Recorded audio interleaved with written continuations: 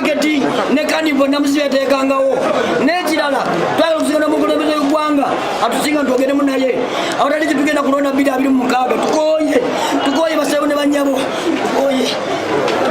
Ku bbalaza ya weekend twakulaga emboozi mawulire gaffe agaleero nga batembeya bakolera mu katale ka Kampala Capital City Bazaar mu Kisenyi nga bavudde mu mbeera oluvannyuma lw'okusanga we bakolera nga wateereddwa ebibaati ebaziyiza okukola. Bano baatematema ebibaati byonna ne babijjawo ne bawera nga batagenda kukkiriza muntu yenna kubalemesa kukakkalabya gyabwe.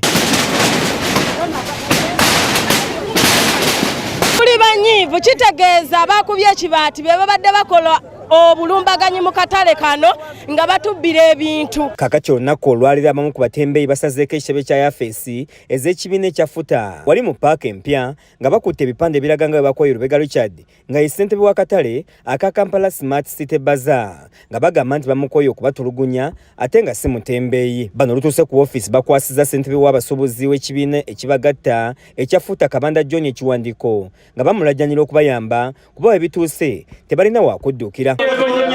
Kimala twagala pulezidenti wa futo ono n'omwoyo gumu nga Katonda ye mubeezi waffe kuba eva Katonda abeera mabega bw'abo abakkiriza n'ababonaabona.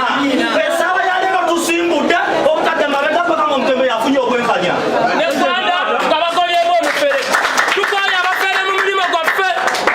Kizito Kenneth akuli abatembeeyi mu Kampala atubuliddemu ku biri mu kiwandiiko kino kye babadde babaze.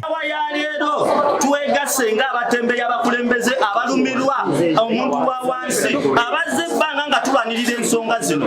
Essaawa ya leero tukutte ekiwandiiko kyaffe okukitwala kufuta tugatta maanyi ffenna wamu tusobole oteeka omuntu ono atubonyaabonya Lubega ffe tetwakkiriziganyako na Gwanda si kyekyo agala ebintu bino wammanga twabasaba evening market banyamolemu ennabaluwa Sunday market ne tusimba amavivi n'ebiki omusajja yalina sapoti yamuwagira ebintu byekyo twabagamba Gwanda tali ku ddala lya mutembeeyi mulimu ebbaala eri omutembeeyi alina ebbaala omutembeeyi alina emmotoka oyo si mutembeeyi. Ye akuli ekibiina ekigatta abasuubuzi ekya Federation of Uganda Traders Association Futa Kabanda John bano abasabye okuba bakakamu era n'abagumya nti ensonga zaabwe zaakolwako. Emirembe mpekasa buli kyosabye mu kiwandiiko kino tugenda kikola. Olunaku olwaleero nimiridde wano nga nange nkoowoola okusookera ddala minisita wa Kampala mukyala Miisa Kabanda.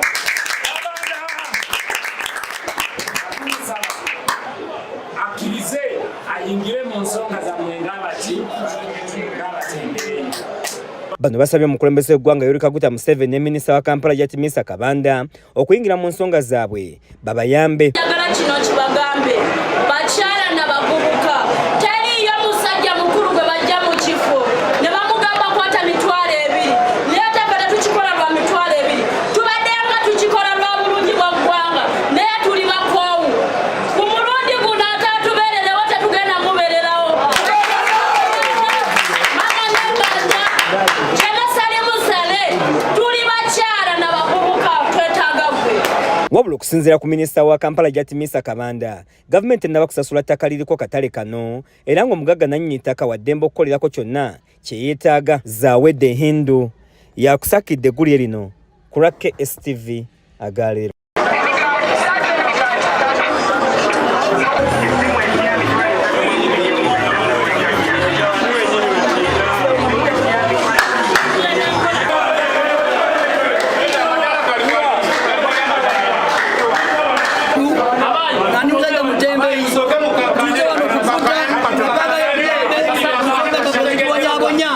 Twagala ebintu bino wammanga twagala amataawo evening market ne kanivo namuzibetekangawo n'ekirala twagala okusigana omukulembeze w'eggwanga atusinga ntwogere munaye awatali kitugenda kulonda 2026 tukoye basebo ne banyabo tukoye.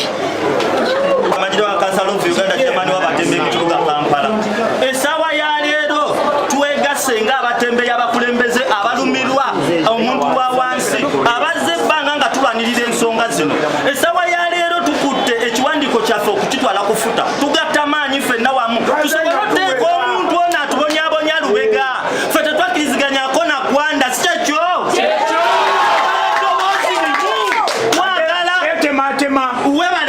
Twagala ebintu bino wammanga twabasaba evening market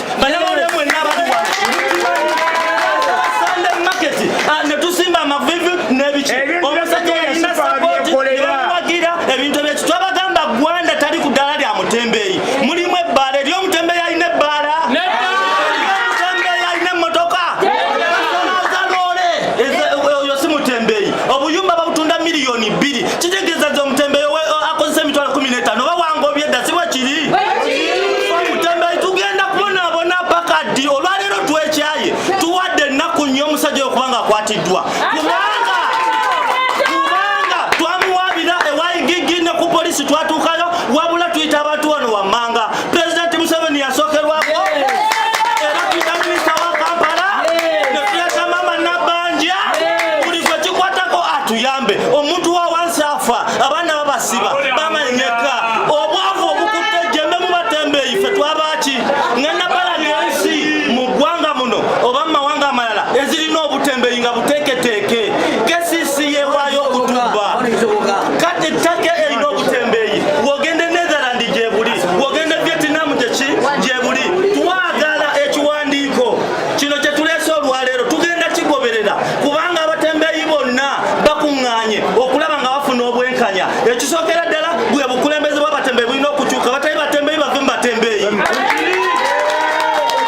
ekyokubiri tulina okumekinga sure nti omulimu gwaffe guli mu mateeka tuba bangi omulimu gwaffe gusa mu mateeka palamenti ne ku kesisi batya nti balina okugamba nti jangu saawa 10 ne Sunday market era olunaku tugenda tuyitadde disitokode abaana babonaabonera mu masitoowa babeere nga bafuna ku buweerero abaana abatembeeyi tebasoma abakazi b'abatembeeyi babula banoba tukoye embeera Pulezidenti Museveni waba yaleeta eddembe mu ggwanga lwaki omutembeeyi okolera ku dduka olina obusungu bannaye kambabulire kubanga lwaki